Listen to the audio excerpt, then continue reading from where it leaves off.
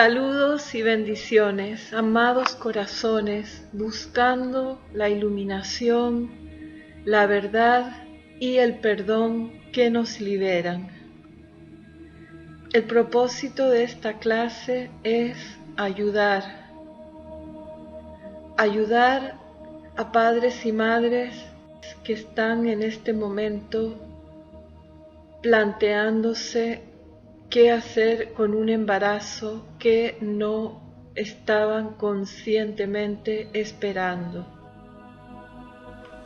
Ayudar también a personas que ya han abortado o que han participado en algún aborto tanto activamente como por omisión. Y ayudar también a personas bien intencionadas que desean ayudar en situaciones de este tipo y no saben cómo hacerlo porque no disponen de información que contenga la verdad con respecto a esta situación. Esta clase se las está ofreciendo una mujer que ha abortado. Confío en que esto me ayude a tratar este tema con la debida humildad, con la debida compasión y con el debido respeto hacia todas las partes implicadas en una situación de este tipo.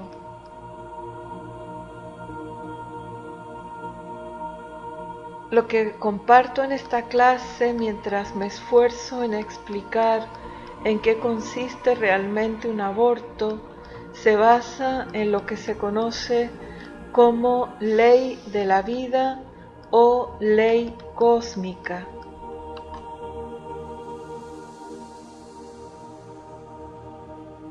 Es la ley científica. Se la conoce también como ley de amor o ley de armonía.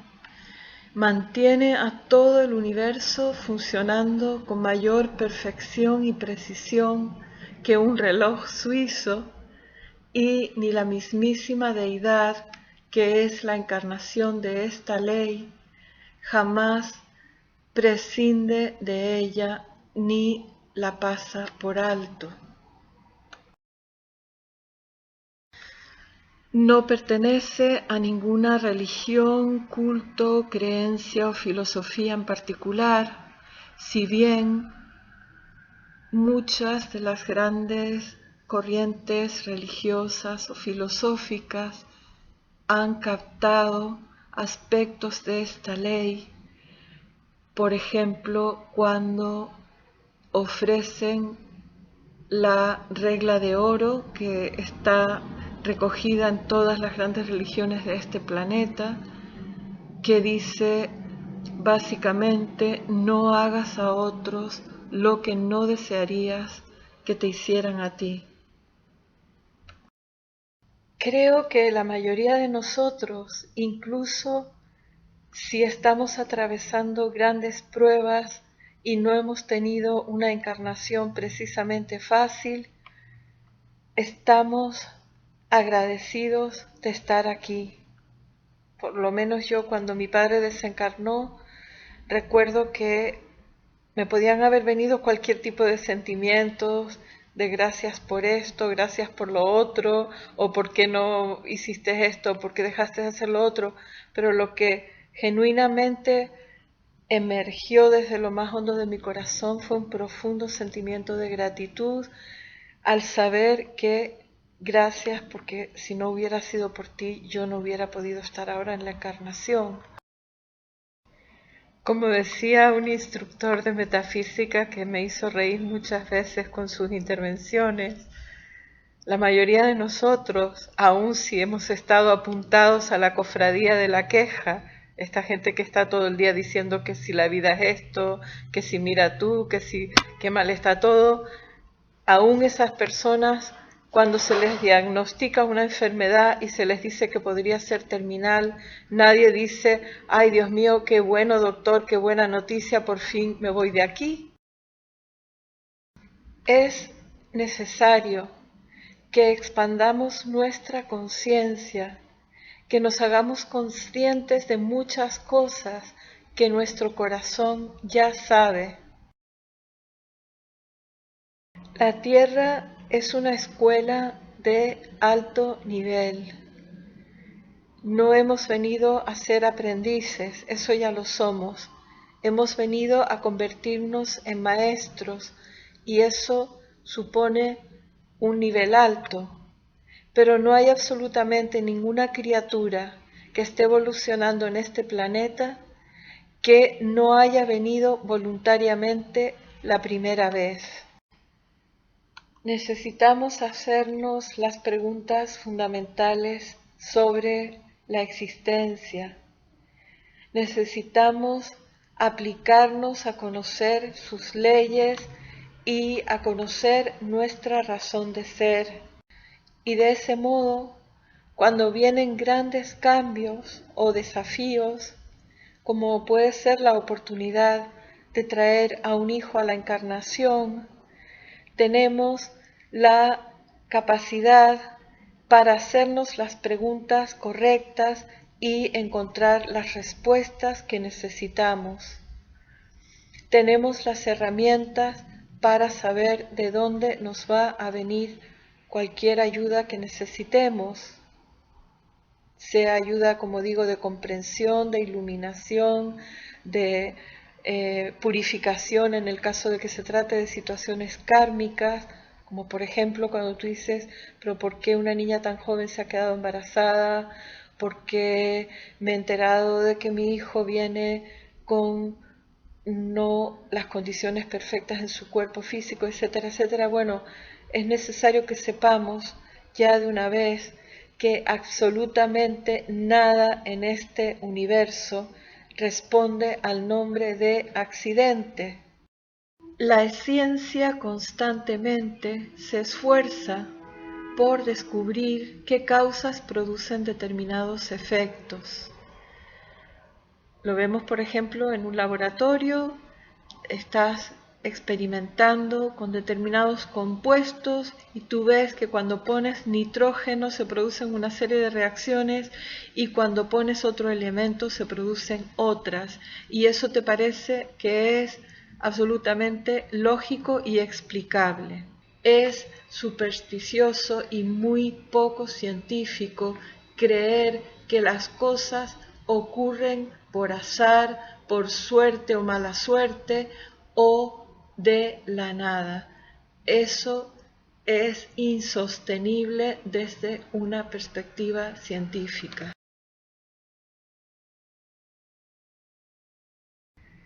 Hay un libro autobiográfico titulado Sin planificar, del cual recientemente se ha hecho también una película. Su autora, Abby Johnson, nos cuenta que fue durante bastantes años directora de una clínica abortista en los Estados Unidos y que incluso ella también eligió en algún momento de su vida abortar, pero precisamente en esa clínica abortista en la que trabajaba, la vida le proporcionó una experiencia que le permitió dar un giro completo a su trayectoria hasta ese momento y dedicarse a lo que probablemente sí que tenía relación con su verdadera razón de ser y con su aportación y con su plan divino. Recibieron la visita de un médico de otra clínica abortista que le explicó que él estaba probando una técnica nueva y la invitó a presenciarlo. Ella cuenta que en esa clínica abortista, al igual que ocurre en otras empresas que se orientan a la captación de clientes, a los empleados se les daba un formulario para contestar a las preguntas de las madres, de las mujeres que acudían a esa clínica. Y cuenta también que una de las preguntas que le hacían a menudo las madres era: durante el aborto, ¿mi hijo va a sentir algo? Y en el guión que a ella le habían dado, la respuesta que tenía que dar era no, en absoluto, no va a sentir nada.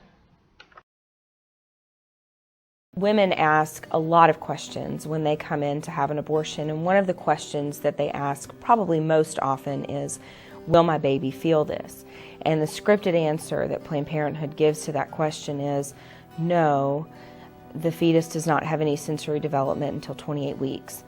And so that was the scripted answer that I had given to hundreds and hundreds of women over and over again. And so, I just remember watching. Yo recuerdo que lo vi con horror. I saw this 13-week-old baby. Vi ese bebé de 13 semanas. Cuando el aborto empezó, vi cómo ese bebé intentó huir del instrumento de aborto.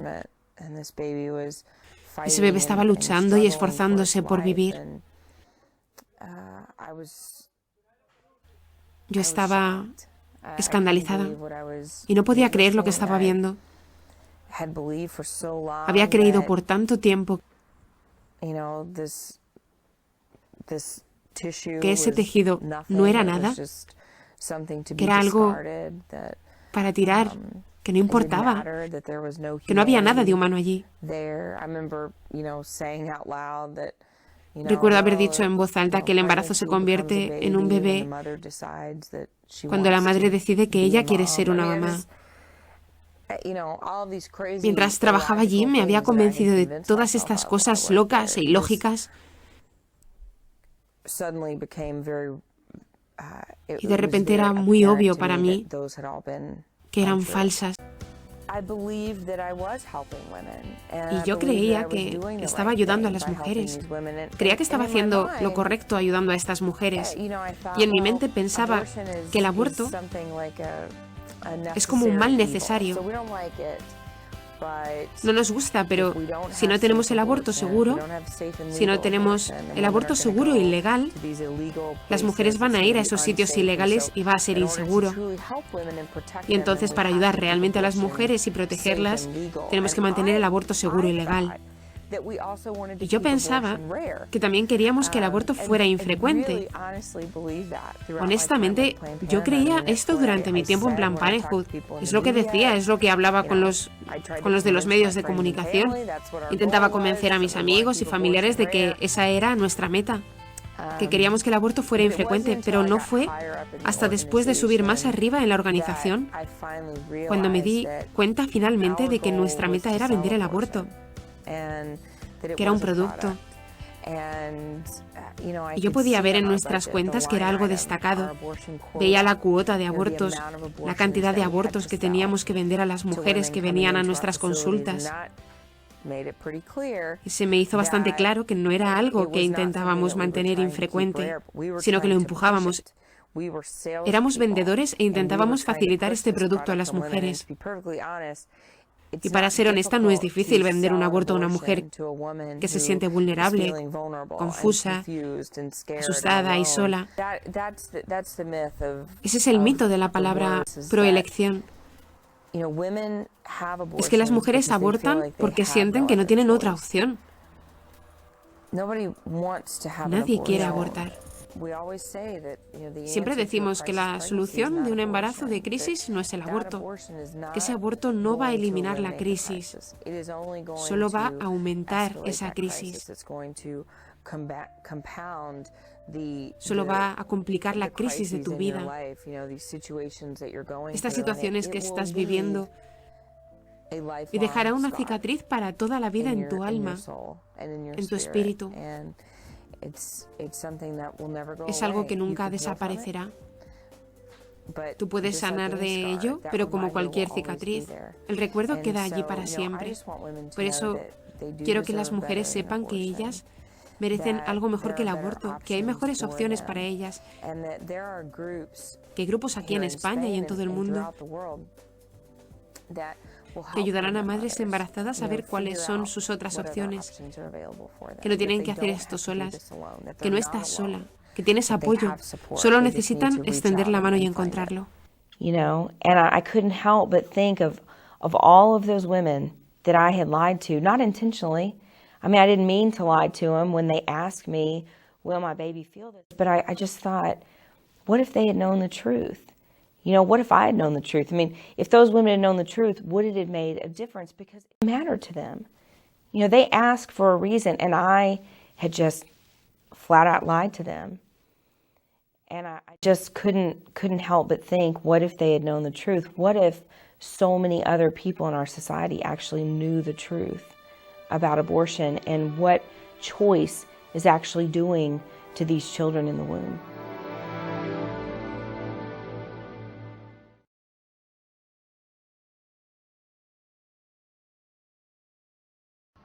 Lo primero que quiero destacar en respuesta a la pregunta de qué es verdaderamente un aborto es que ningún ser humano tiene la capacidad para matar a otro. En primer lugar, porque la muerte no existe en ningún lugar del universo. En toda la creación, cuando algo ha terminado ya de cumplir con una parte de su cometido y necesita un cambio, lo que se hace es eterealizar a esa forma, devolverla al corazón de lo universal y aportarle nueva energía y nuevas fuerzas para su siguiente misión. Esto se llama repolarizar. Y en segundo lugar, no tenemos la capacidad de matar a otros porque la identidad individual es eterna.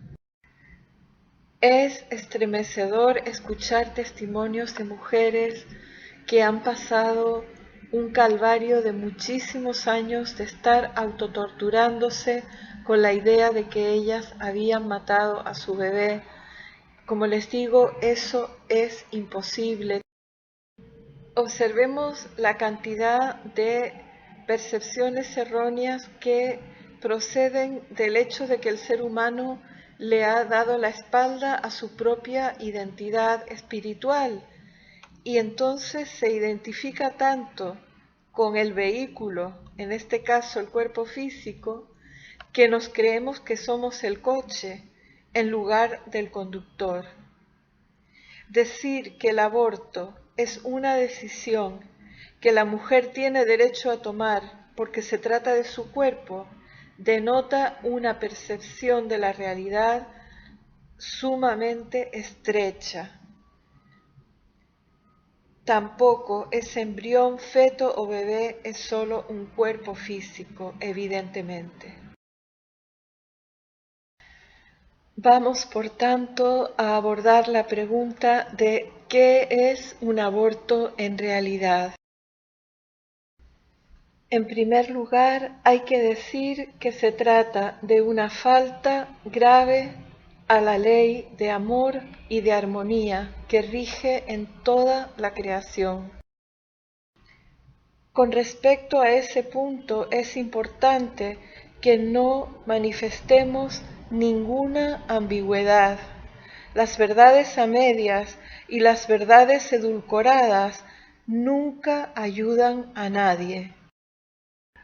Lo digo con contundencia porque mientras me estaba preparando para dar esta clase, he encontrado documentación donde se habla en términos ambiguos. Digo, Dios mío, si esto lo lee una persona que está en esa encrucijada, ¿le ayudaría verdaderamente a elegir la opción más elevada? Vamos a entrar con más profundidad en el tema. ¿Por qué se considera el aborto una falta grave? Para empezar a entenderlo, diremos que, entre otras cosas que explicaremos a continuación, el aborto es privar de la encarnación a alguien al quitarle su vehículo físico, a quien todavía no le ha llegado el momento idóneo para marcharse.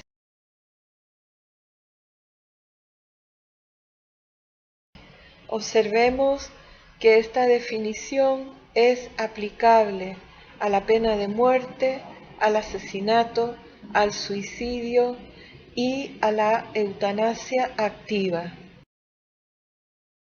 El libro, que se titula precisamente La Ley de la Vida, volumen 1 de Ade Caluc Publicaciones, nos lo explica. Cuando venimos a la encarnación, a cada uno se nos adjudica un periodo, un tiempo aproximado, establecido por el ser crístico. A veces, cuando llegamos al final de nuestro tiempo de vida, se nos acumula mucho en esa época. Esto se debe a que hemos desperdiciado el tiempo y no hemos logrado aquello que habíamos venido a hacer. En este pequeño párrafo hay condensada información importante para el tema que nos ocupa hoy. Por ejemplo, la referencia al ser crístico nos está hablando de alguien a quien algunos han elegido llamar la conciencia, la intuición, la inteligencia superior o como queramos denominarlo, es el especialista en ti y en cada ser humano. Es quien posee toda la información referente a ti y a todo lo relacionado contigo. Por lo tanto, si una madre, si un padre, si un trabajador de una clínica abortista le preguntaran a esa parte de sí mismos, a esa inteligencia superior que habita en cada corazón humano, ¿qué es lo mejor en esta situación? ¿Cuál es la opción más elevada, la que beneficia a todos los implicados en esta situación? Podemos estar seguros de que esa inteligencia nos va a contestar sin ambigüedad, que va a encontrar la forma de hacérnoslo saber si nuestro interés y nuestra pregunta son sinceros. Otro aspecto fundamental al que hace referencia este párrafo, cuando dice no han llevado a cabo aquello que ellos habían venido a realizar, es el del plan divino, que algunos denominan leyenda personal, misión, razón de ser o como quiera que se llame. De lo que se nos está hablando es que cuando alguien obtiene el permiso para venir a la encarnación, no es jamás por azar, es porque hay algo que tienes que hacer durante el tiempo que permanezcas en esta tierra. De lo que se trata es de que cada vez que alguien viene a la encarnación es por un motivo concreto. Hay algo que realizar. Y cuando se aborta, no solamente se está interfiriendo con el plan divino de ese ser, se está interfiriendo con el plan divino de la madre, del padre, de sus hermanos potenciales o ya existentes y de todos los allegados que ese ser va a ir conociendo a lo largo de esa encarnación y con los que va a interactuar. La ley cósmica, en su gran misericordia y compasión, no permite que entre a nuestra experiencia algo para lo cual no estemos preparados. Por lo tanto, cuando alguien cree que te sobrepasa una experiencia, es porque no estamos lo suficientemente conectados con nuestro verdadero potencial. Estamos nadando en la superficie y no estamos viendo todo lo que tenemos dentro de recursos para afrontar situaciones que vienen a nosotros porque llevan nuestra energía, y eso es tan exacto como las huellas dactilares. Una de las grandes mentiras de la Matrix o de la mente de las masas que distrae más en la actualidad a la humanidad de su verdadera razón de ser es la creencia de que la actividad sexual es necesaria para nuestro bienestar físico, para nuestra salud o para nuestra felicidad. Esto no es la verdad. La ley cósmica, los maestros ascendidos han explicado que es enorme la cantidad de energía que se invierte en crear un vehículo para un ser que va a venir a la encarnación. Dicen que con esa energía se podría dar luz a un gran porcentaje de lugares de este planeta. Entonces, cada vez que nos embarcamos en actividad sexual del tipo que sea, estamos derrochando una energía que necesitamos para realizar nuestra misión, nuestro plan divino. Cuando derrochamos esa energía, la vamos a estar necesitando en aquello para lo que realmente se nos dio. Y hay gente, yo lo veo a menudo en las redes sociales, que dice: oh Dios mío, ¿por qué soy tan celoso o tan celosa? ¿Por qué estoy tan atormentado por la duda, el miedo, la sospecha?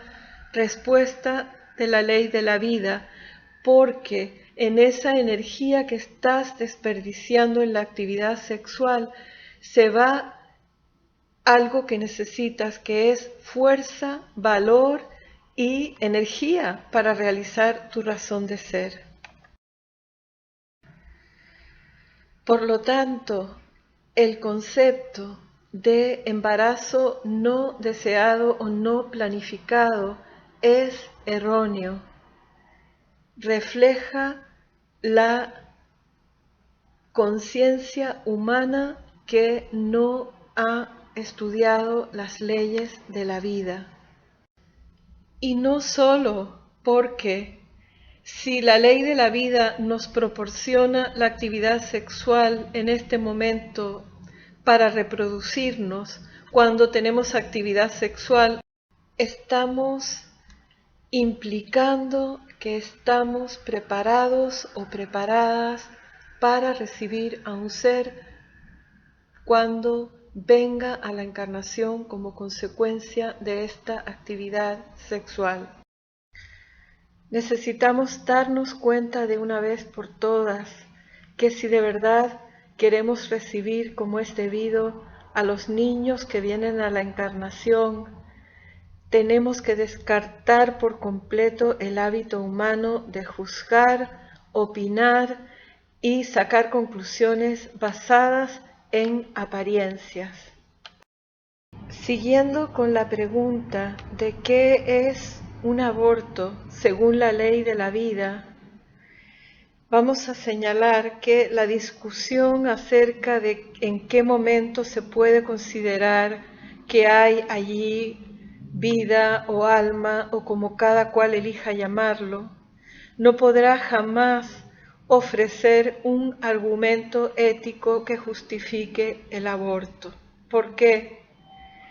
Pues porque se está pasando por alto que antes incluso de que tenga lugar la concepción, hay ya como mínimo 3 seres que voluntariamente han consentido a representar determinados papeles en esa encarnación en concreto de ese ser.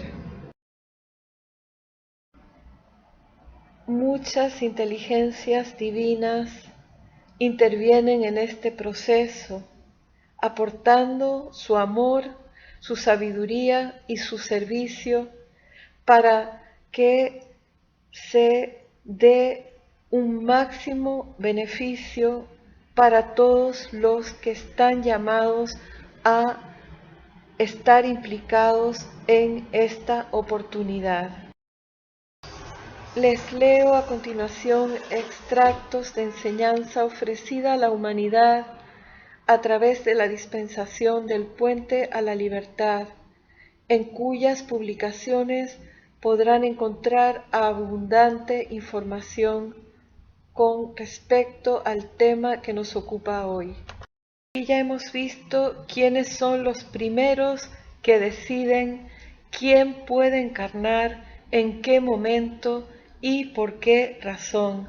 Son los señores del karma, seres con una sabiduría y un amor y una capacidad de servicio que se escapa por completo a nuestra comprensión actual. Lograr este permiso no es tan sencillo, a veces hay que esperar largo tiempo, algunas almas esperan más de 100 e incluso de 1000 años para que se les conceda el permiso de volver a encarnar. Y de cada 3 almas que necesitan venir a la tierra para terminar de solventar sus cuestiones kármicas y de realizar su plan divino, solamente una va a ser seleccionada. Atención a ese dato.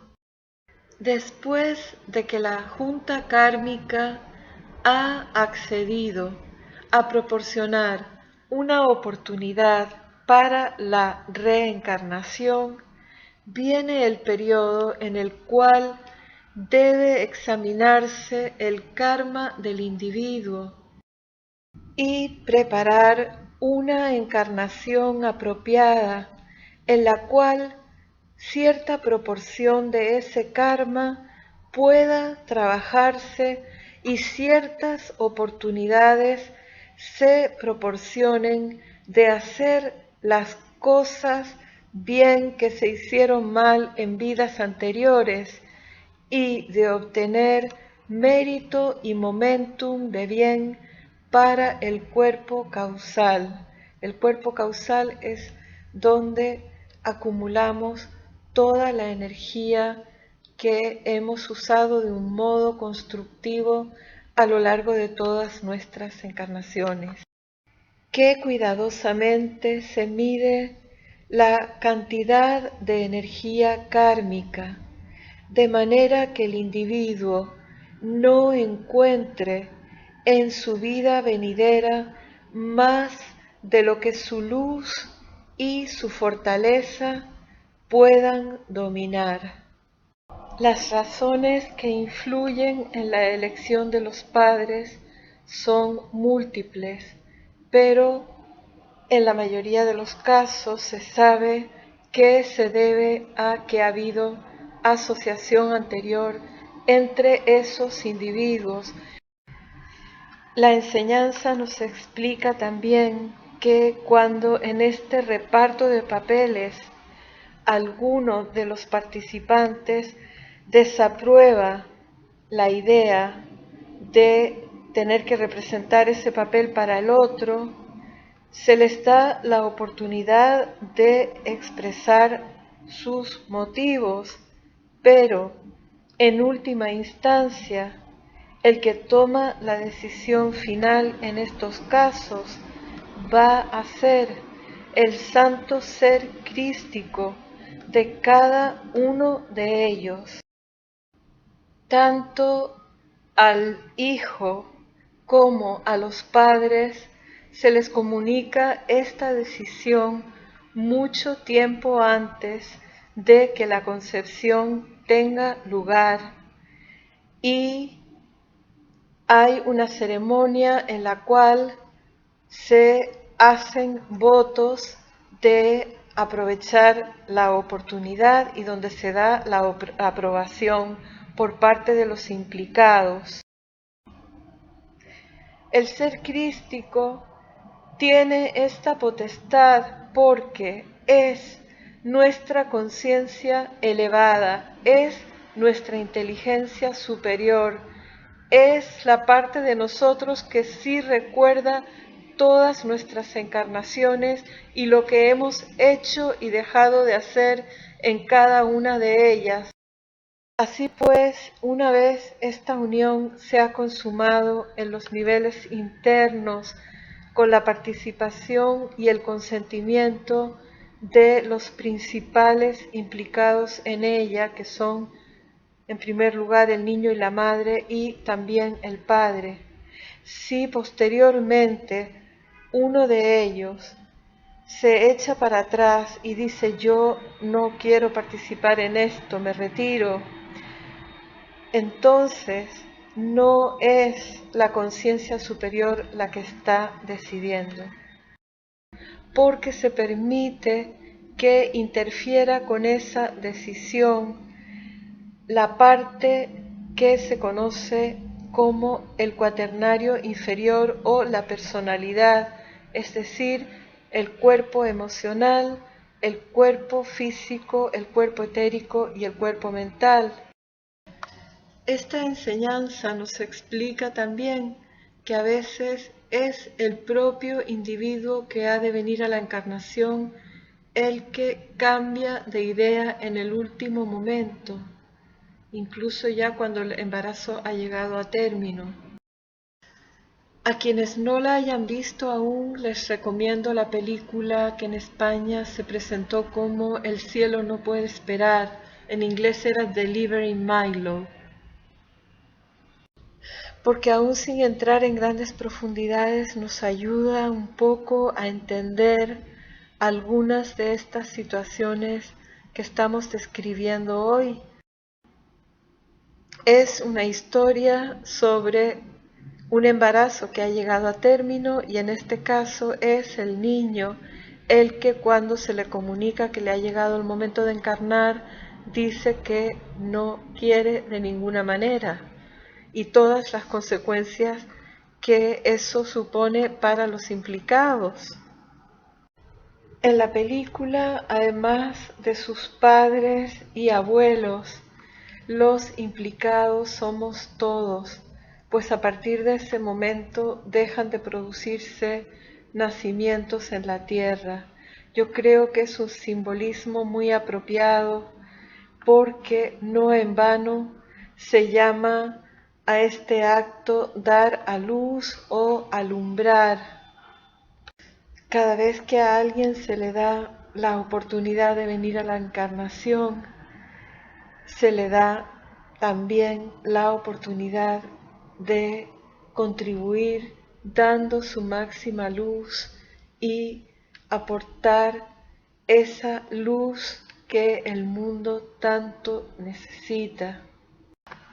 Hay más información en la enseñanza de los maestros ascendidos referente a cómo se forma el cuerpo de ese ser que va a venir a la encarnación, los seres divinos que intervienen para que esto sea posible, también acerca de la contribución de la madre y qué contribución podría ésta hacer si estuviera mucho mejor informada, y muchos otros datos de gran relevancia que no comparto en esta ocasión porque no deseo alargar esta clase más.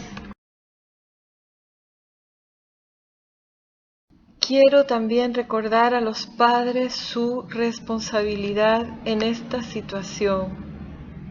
Está documentado que hay padres que podrían haber evitado un aborto si hubieran hablado por su hijo.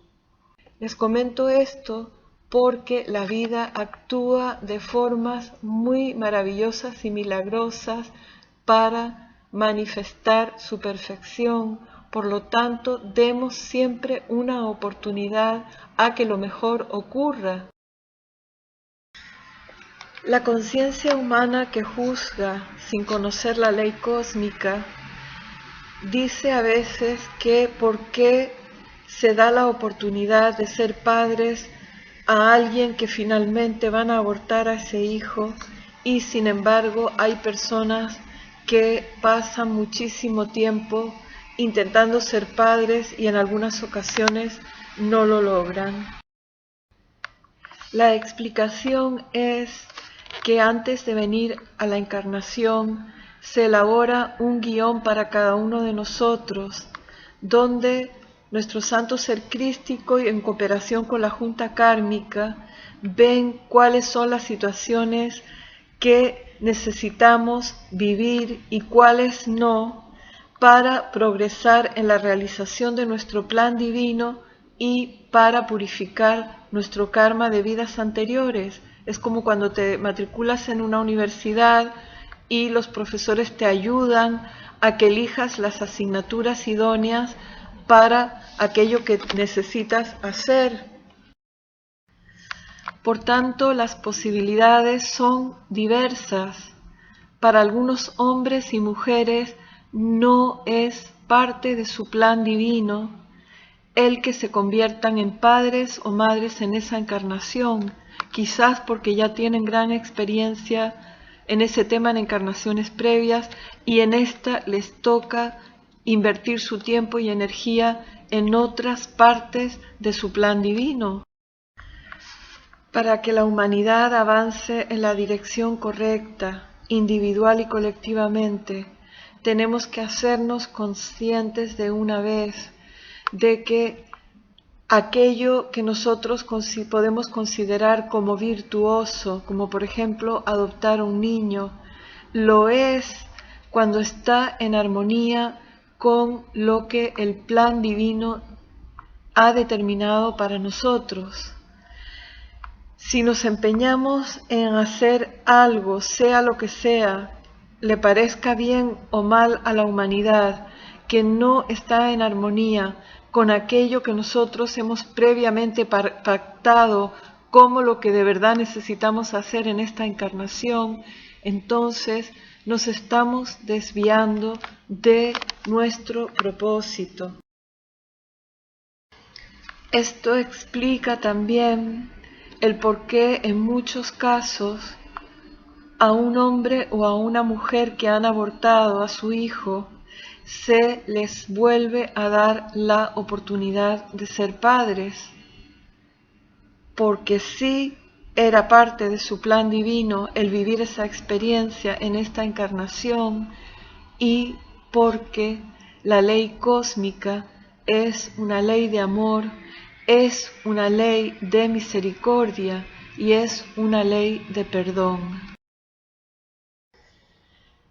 Preparar y dar esta clase y todo lo que ha supuesto esto para mí me ha ayudado una vez más a entender por qué los maestros ascendidos tajantemente nos recomiendan que dejemos el pasado quieto, que tracemos una poderosa raya y que no permitamos que otros seres humanos no ascendidos nos induzcan mediante técnicas como la regresión o en las que se usan en la actualidad, como las constelaciones familiares o la lectura de registros acásicos y otras similares, nos induzcan a estar haciendo emerger de nuevo situaciones con todas sus connotaciones que escapan a nuestro control.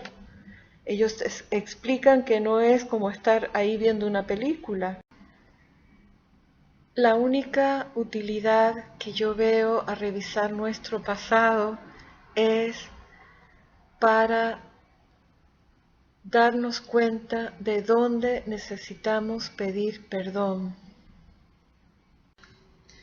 Es un acto íntimo que requiere de recogimiento, de reflexión, silencio y soledad.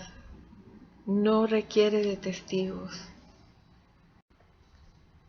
Creo que esto es algo que todos necesitamos hacer a solas con nuestro Dios.